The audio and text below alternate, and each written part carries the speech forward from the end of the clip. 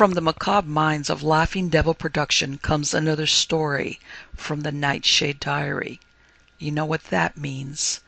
Check under the bed and make sure no one or nothing is there. Is the closet door securely shut?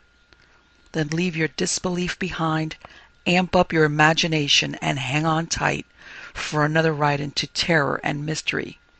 And like all good horror stories, just imagine it's a dark and stormy night. And remember, screaming like a little girl is permitted.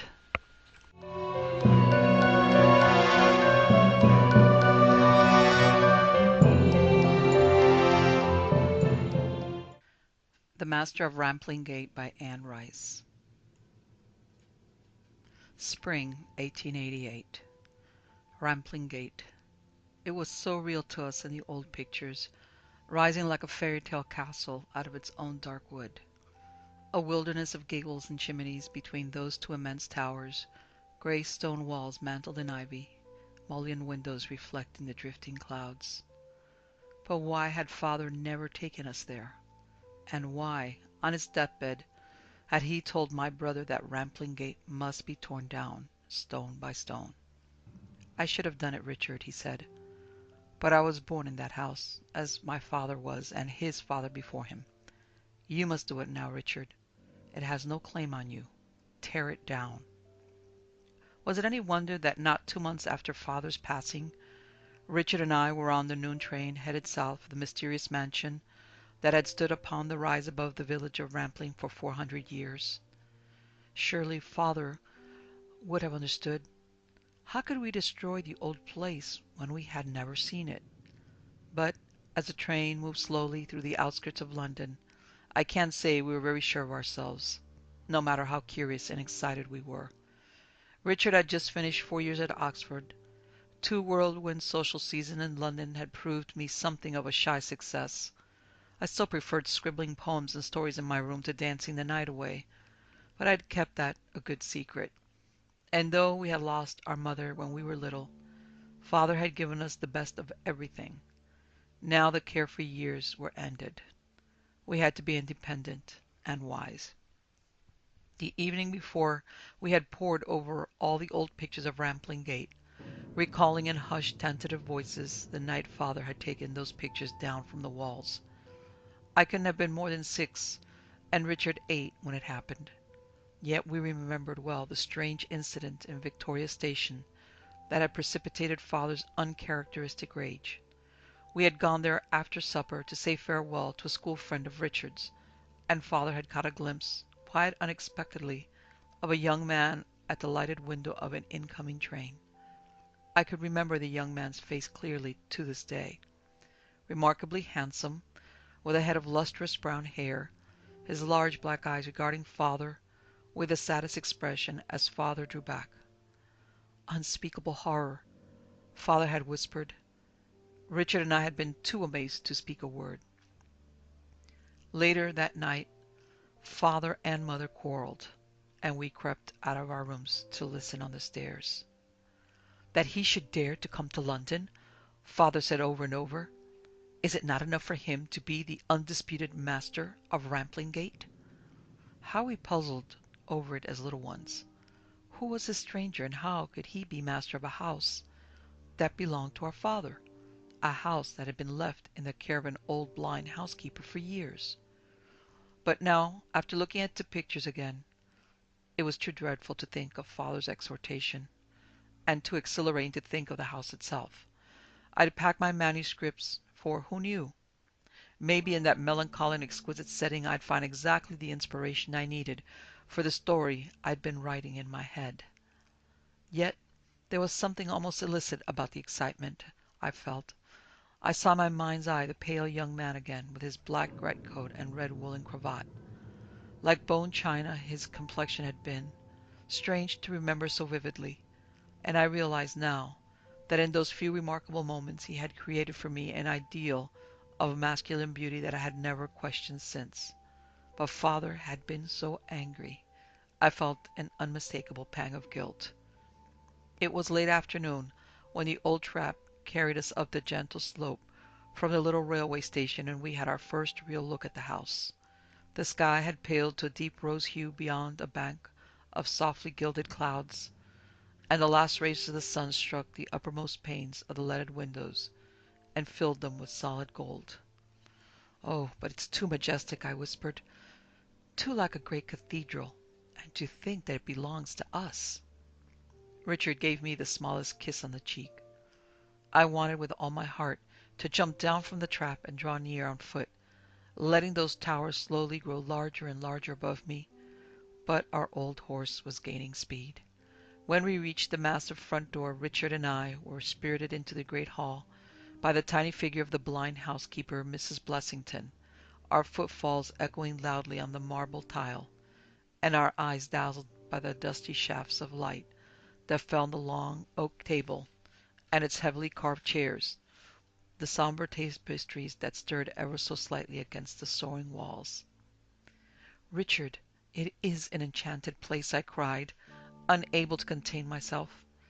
Mrs. Blessington laughed gaily, her hand closing tightly on mine.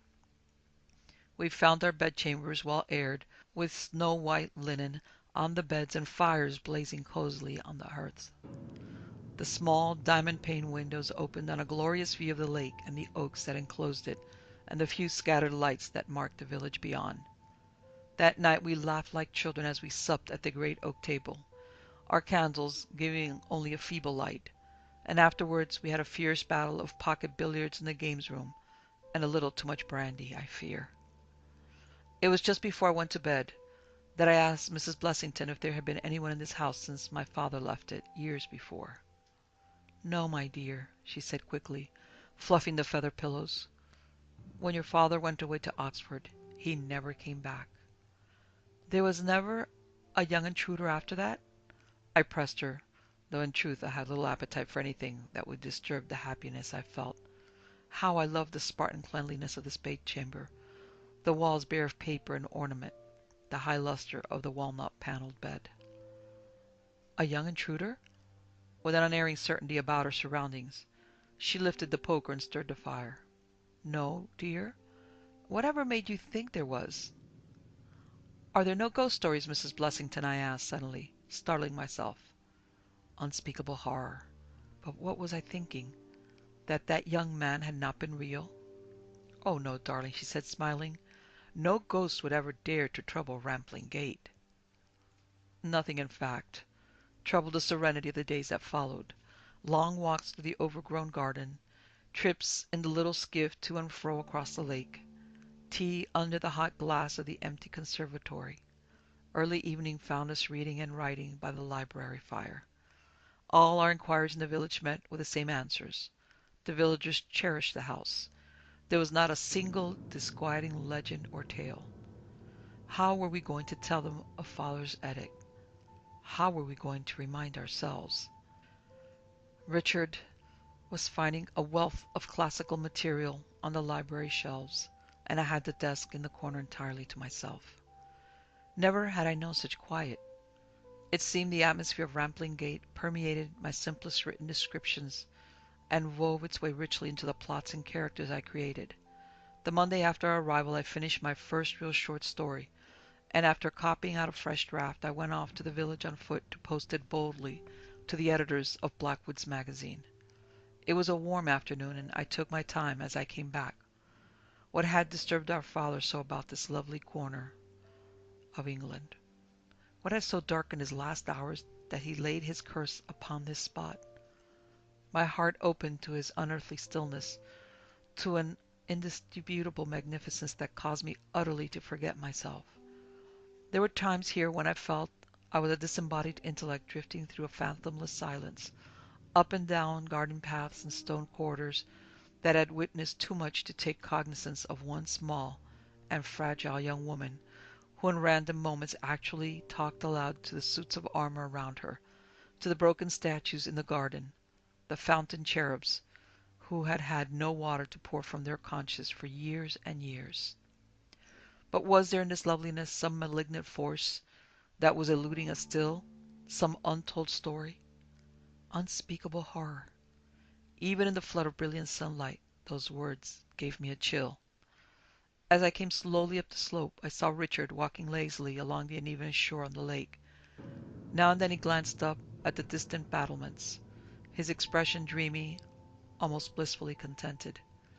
Rampling Gate had him, and I understood perfectly because it also had me. With a new sense of determination, I went to him and placed my hand gently on his arm.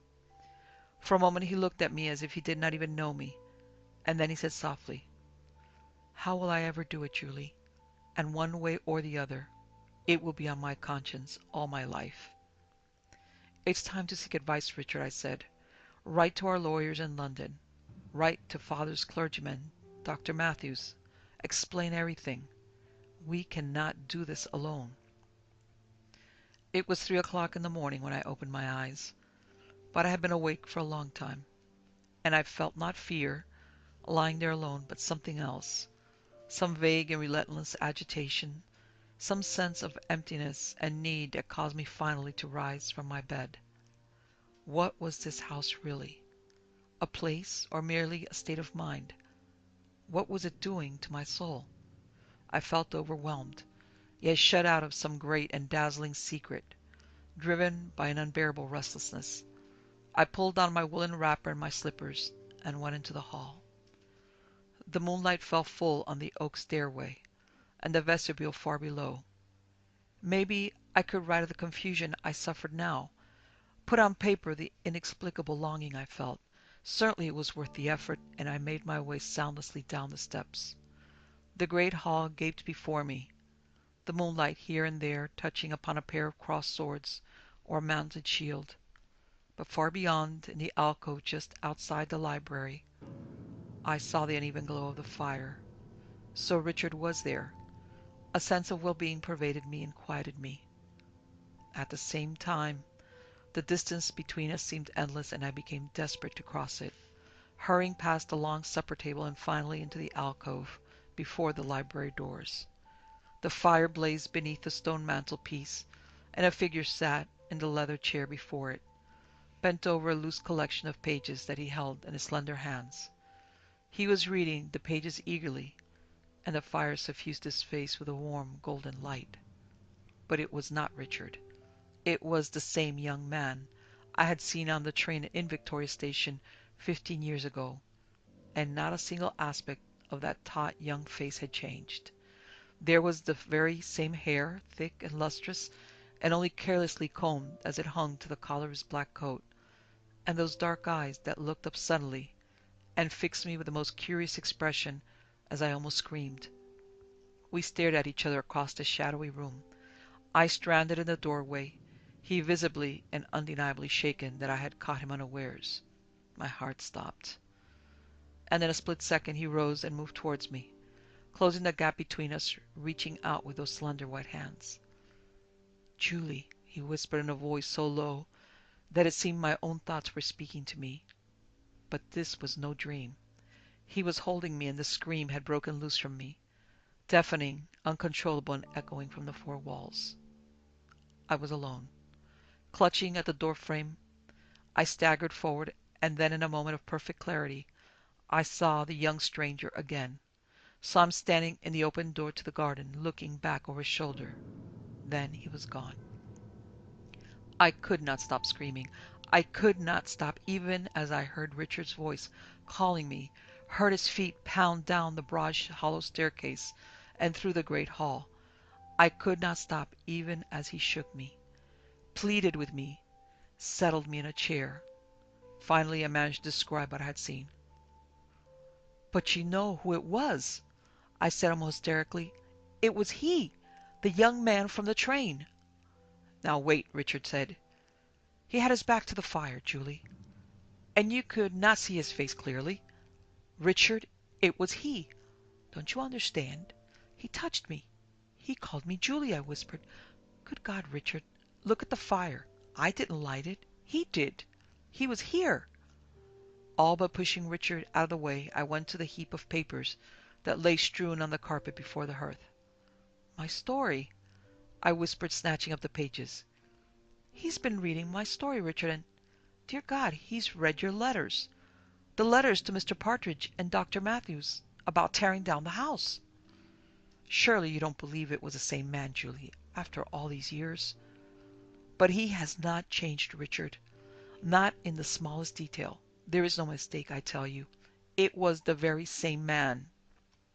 The next day was the most trying since we had come. Together we commenced a search of the house.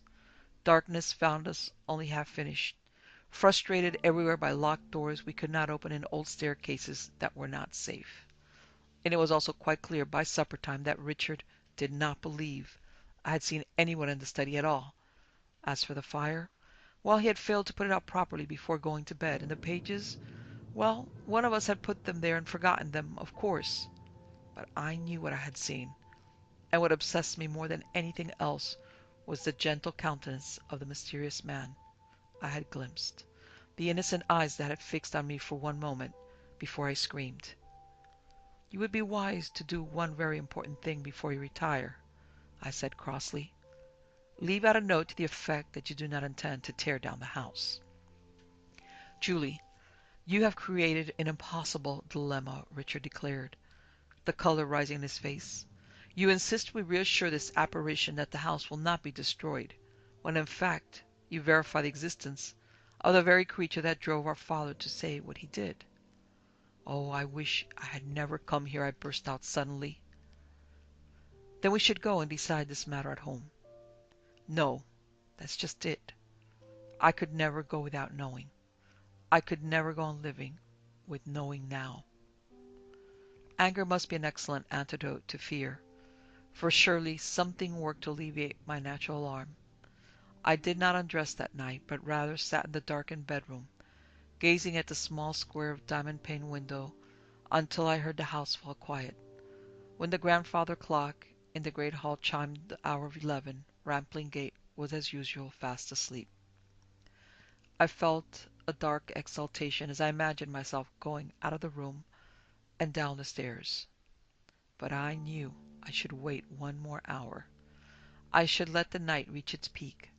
My heart was beating too fast, and dreamily I recollected the face I had seen, the voice that had said my name. Why did it seem in retrospect so intimate, that we had known each other before, spoken together 1,000 times? Was it because he had read my story, those words that came from my very soul? Who are you? I believe I whispered aloud. Where are you at this moment? I uttered the word. Come. The door opened without a sound, and he was standing there.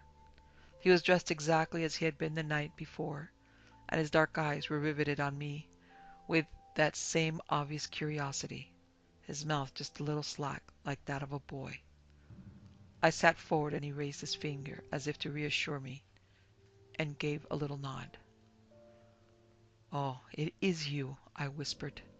Yes, he said in a soft, unobtrusive voice. And you are not a spirit? I looked at his mud-splattered boots, at the faintest smear of dust on that perfect white cheek. A spirit? He asked almost mournfully. Would that I were that. Dazed, I watched him come towards me. The room darkened, and I felt his cool silken hands on my face. I had risen. I was standing before him, and I looked up into his eyes. I heard my own heartbeat. I heard it as I had the night before, right at the moment I had screamed. Dear God, I was talking to him. He was in my room, and I was talking to him. And then suddenly I was in his arms. Real? Absolutely real, I whispered in a low, zinging sensation coursed through me, so that I had to steady myself. He was peering at me as if trying to comprehend something terribly important. His lips had a ruddy look to them, a soft look for all his handsomeness, as if he had never been kissed. A slight dizziness came over me, a slight confusion in which I was not at all sure that he was even there.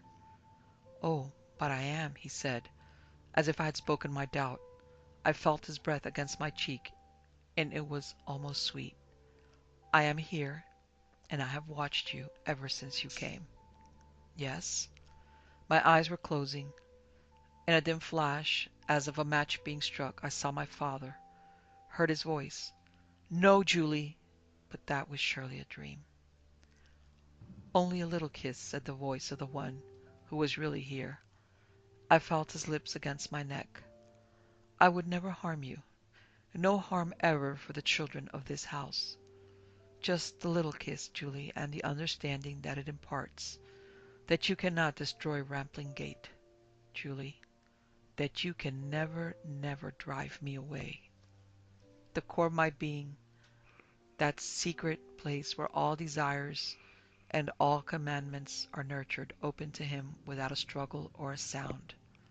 I would have fallen if he had not held me. My arms closed about him, my hands slipping into the soft silken mass of his hair. I was floating, and there was, as there had always been at Rampling Gate, an endless peace. It was Rampling Gate I felt enclosing me. It was that timeless and impenetrable secret that had opened itself at last.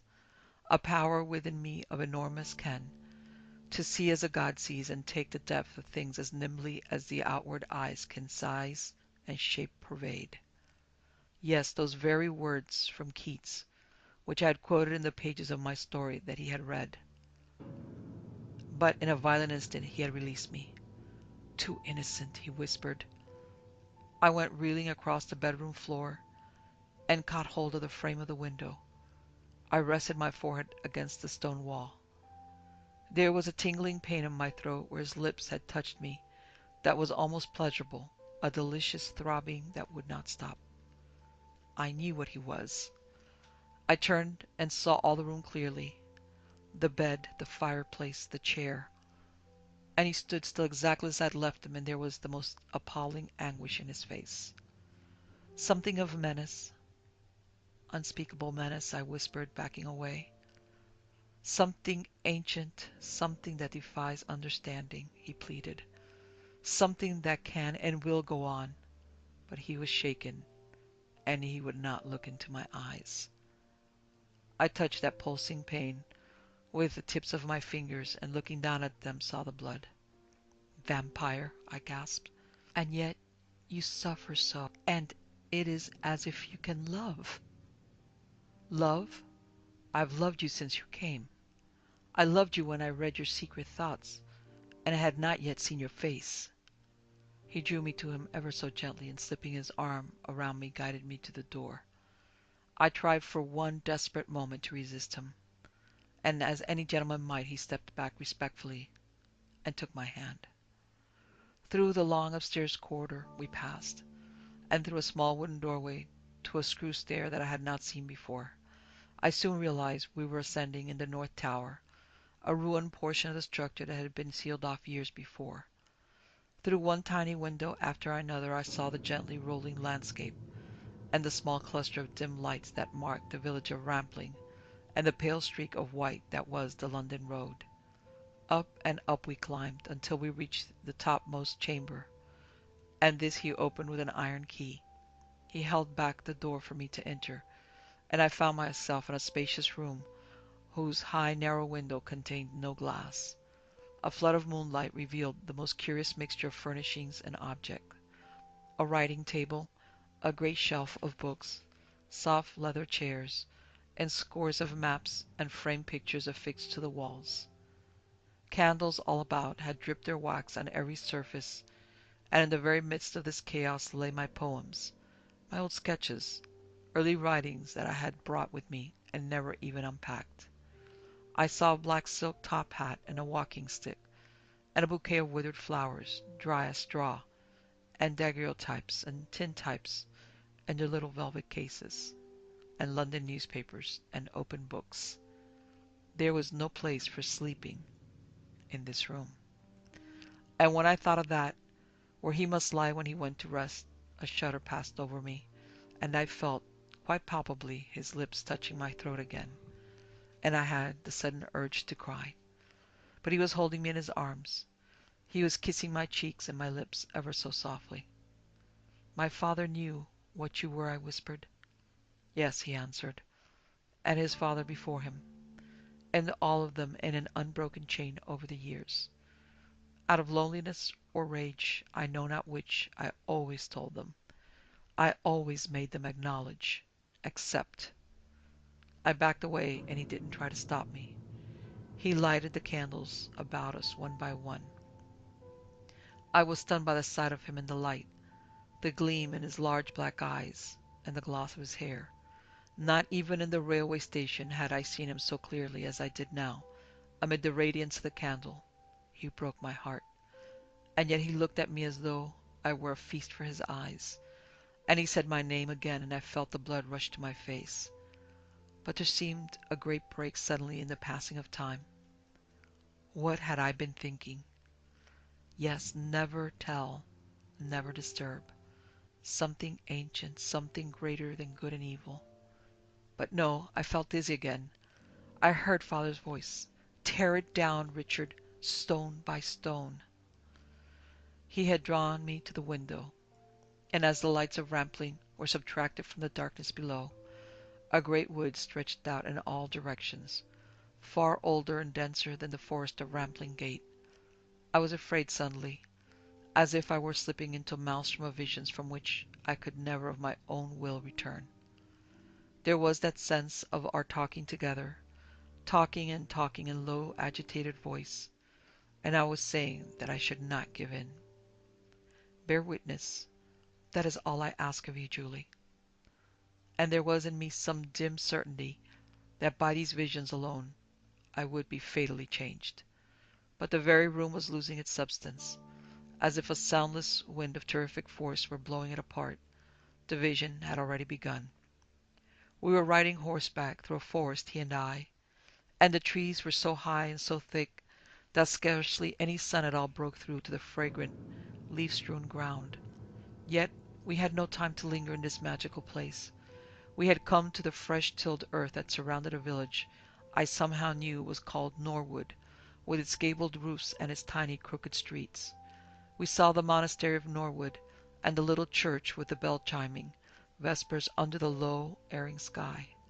A great bustling life resided in Norwood, a thousand voices rising in common prayer. Far beyond, on the rise above the forest, stood the round tower of a truly ancient castle, and to that ruined castle, no more than a shell of itself any more, as darkness fell in earnest we rode. Through its empty chambers we roamed, impetuous children, the horses and the road quite forgotten, and to the lord of the castle, a gaunt and white-skinned creature, standing before the roaring fire of the roofless hall, we came. He turned and fixed us with his narrow and glittering eyes. A dead thing he was, I understood, but he carried within himself a priceless magic, and my companion, my innocent young man, stepped forward into the Lord's arms. I saw the kiss. I saw the young man grow pale and struggle and turn away, and the Lord retreated with the wisest, saddest smile. I understood. I knew. But the castle was dissolving as surely as anything in this dream might dissolve, and we were in some damp and close place. The stench was unbearable to me. It was the most terrible of all stenches, the stench of death, and I heard my steps on the cobblestones, and I reached out to steady myself against the wall. The tiny market-place was deserted. The doors and windows gaped open to the vagrant wind. Up one side and down the other of the crooked street I saw the marks in the houses, and I knew what the marks meant. The Black Death had come to the village of Norwood. The Black Death had laid it waste. And in a moment of suffocating horror I realized that no one, not a single person, was left alive. But this was not quite true. There was a young man walking in fits and starts up the narrow alleyway. He was staggering, almost falling, as he pushed in one door after another, and at last came to a hot, reeking place where a child screamed on the floor. Mother and father lay dead in the bed, and the sleek fat cat of the household, unharmed, played with the screaming infant, whose eyes bulged in its tiny, sunken face. "Stop it!" I heard myself gasp. I was holding my head with both hands. "Stop it! Stop it, please!" I was screaming, and my screams would surely pierce the vision, and this crude little dwelling would collapse around me, and I would rouse the household of Rampling Gate, but I did not. The young man turned and stared at me, and in the close, stinking room I could not see his face.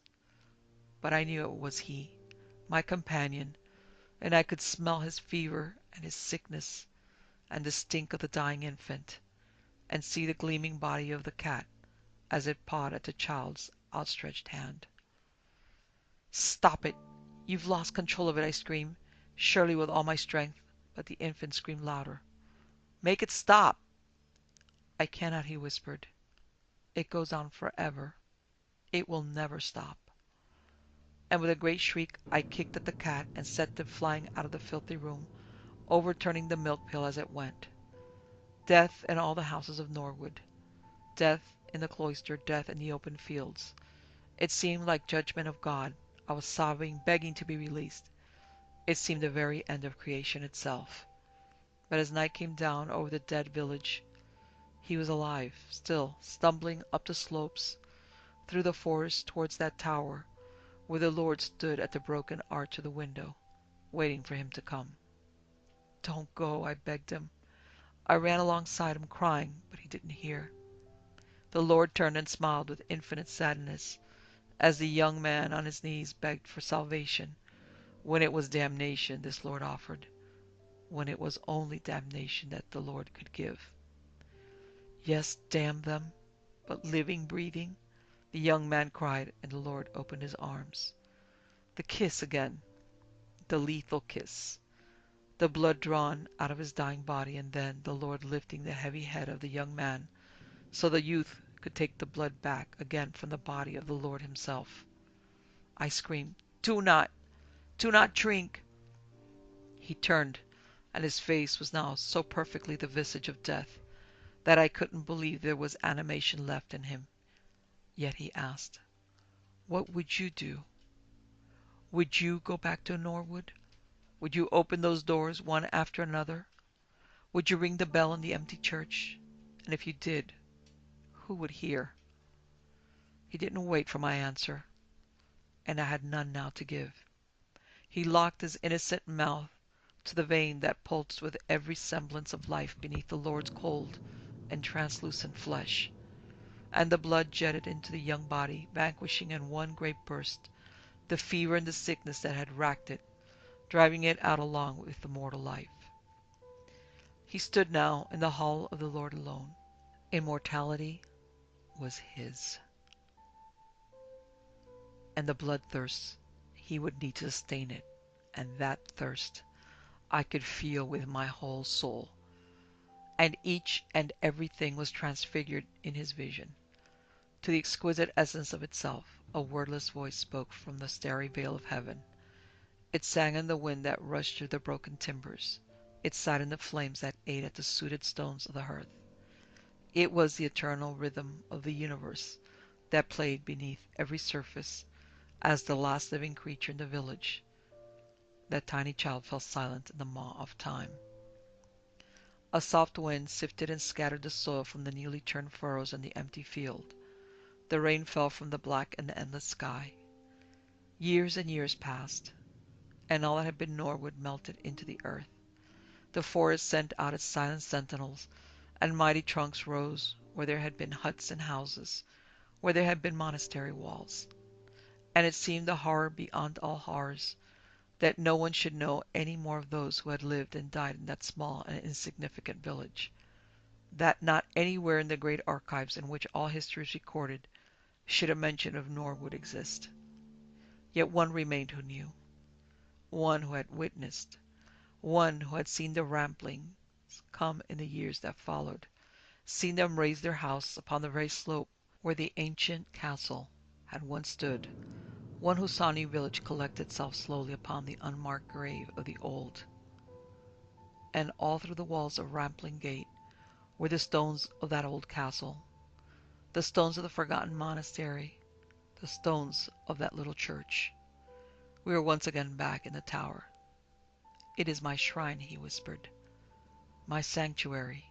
It is the only thing that endures as I endure. And you love it as I love it. Julie, you have written it. You love its grandeur and its gloom. Yes, yes, as it's always been." I was crying, though I didn't move my lips. He had turned to me from the window, and I could feel his endless craving with all my heart. What else do you want from me? I pleaded. What else can I give?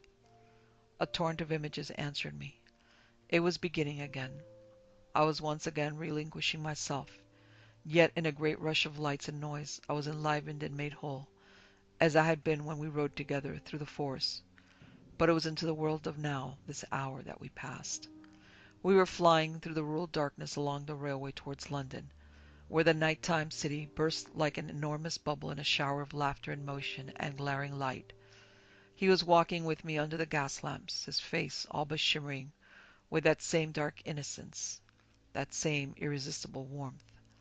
It seemed we were holding tight to each other in the very midst of a crowd, and the crowd was a living thing, and everywhere there came a dark, rich aroma from it, the aroma of fresh blood.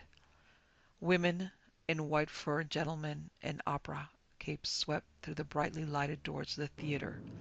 The blare of music hall undulated us and then faded away. Only a thin soprano voice was left, singing a high plaintive song. I was in his arms and his lips were covering mine, and there came that dull zinging sensation again, that great, uncontrollable opening within myself. Thirst, and the promise of satiation measured only by the intensity of that thirst. Up back staircases we fled together into high-ceilinged bedrooms papered in red damask, where the loveliest women reclined on brass beds, and the aroma was so strong now that I could not bear it, and he said, "Drink.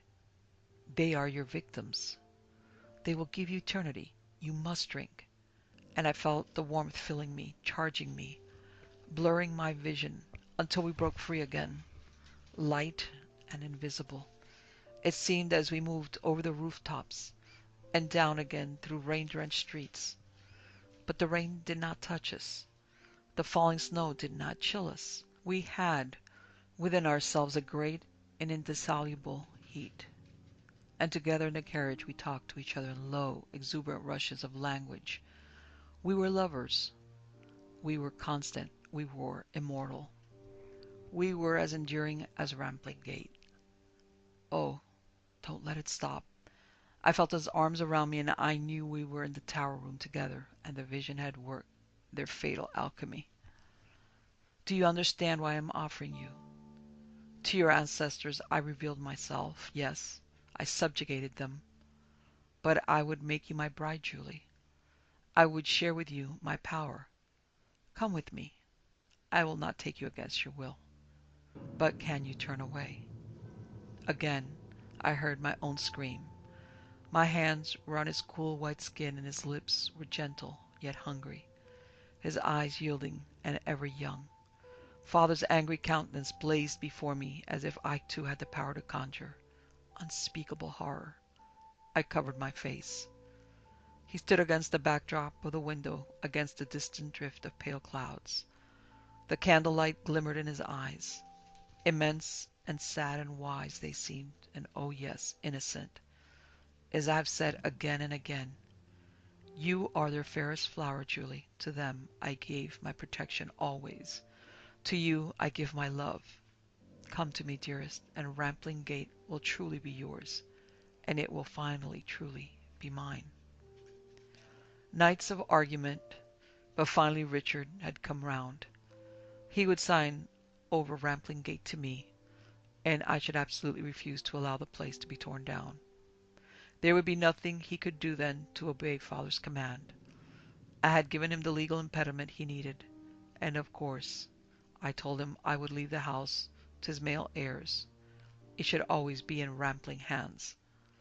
A clever solution, it seemed to me, since Father had not told me to destroy the place. I had no scruples in the matter now at all. And what remained was for him to take me to that little railway station and see me off for London, and not worry about my going home to Mayfair on my own. You stay here as long as you wish, and do not worry, I said. I felt more tenderly towards him than I could ever express. You knew as soon as you set foot in the place that Father was quite wrong. The great black locomotive was chugging past us, the passengers' cars slowing to a stop. Must go now, darling. Kiss me, I said. But what came over you, Julie? What convinced you so quickly? We've been through all that, Richard, I said. What matters is that Rampling Gate is safe, and we are both happy, my dear. I waved until I couldn't see him any more. The flickering lamps of the town were lost in the deep lavender light of the early evening, and the dark hulk of Rampling Gate appeared for one uncertain moment like the ghost of itself on the nearby rise. I sat back and closed my eyes. Then I opened them slowly, savoring this moment for which I had waited so long. He was smiling, seated in the far corner of the leather seat opposite, as he had been all along, and now he rose with a swift, almost delicate movement, and sat beside me and enfolded me in his arms. "It's 5 hours to London," he whispered. "I can wait," I said, feeling the thirst like a fever, as I held tight to him, feeling his lips against my eyelids and my hair. "I want to hunt the London streets tonight," I confessed a little shyly, but I saw only approbation in his eyes. "Beautiful Julie, my Julie," he whispered. "You'll love the house in Mayfair," I said. "Yes," he said. "And when Richard finally tires of Rampling Gate, we shall go home."